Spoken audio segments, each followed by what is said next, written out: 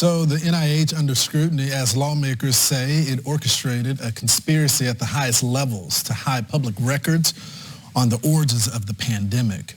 The investigation already turning up emails like this, where senior health officials talk openly about defying federal record laws, writing, quote, "I learned from our FOIA lady, Freedom of Information Act lady, here how to make emails disappear after I am FOIA'd." Congressman Brad Wenstrup, who's also a medical physician, sits on the select coronavirus subcommittee. He's the doctor of medicine. He's a U.S. Army reservist, and he joins us now. Good morning to you, Congressman.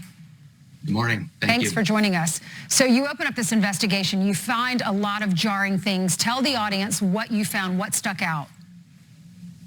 Well, many things stuck out, and in a nutshell, before going into detail, it's just the ability of the agencies, or seemingly their attempts to try and hide the things that they're doing, that their lack of transparency, and really the things that they were doing to trying to deceive the American people are so appalling to me that it's really hard. And as you saw in the last couple of weeks, both sides of the aisle were very upset with this. But you look into Dr. David Morens' Gmails, he was telling other people that write me on my Gmail so I don't get FOIA'd. Well, the fact of the matter is we did get that information.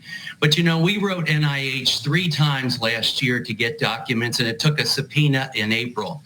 And so Dr. Morens talks about, well, before they actually do a search, I know how to delete them.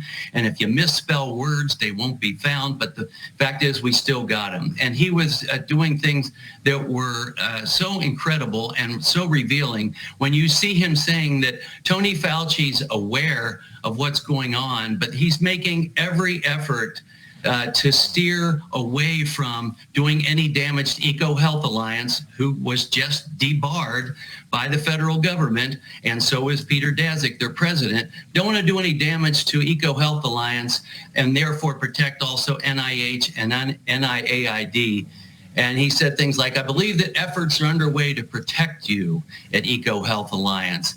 And I've worked with the FOIA lady, and all things are safe now. And by the way, she hates FOIA as well. So, Congressman, I'm sorry to interrupt you. No, you're good. What's going to be done about it?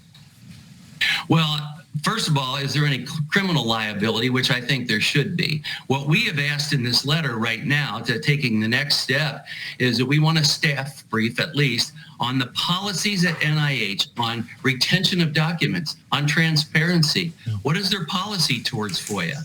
What is their policy towards personal email? And what are the repercussions, and is there any criminal liability? The question is, what are they trying to cover up? Why don't they want these FOIA requests revealed, this information revealed? The public has a right to know. We won't reveal their personal information, but the origins of COVID, yes, and who's responsible and what they knew. Congressman, thanks so much for joining us.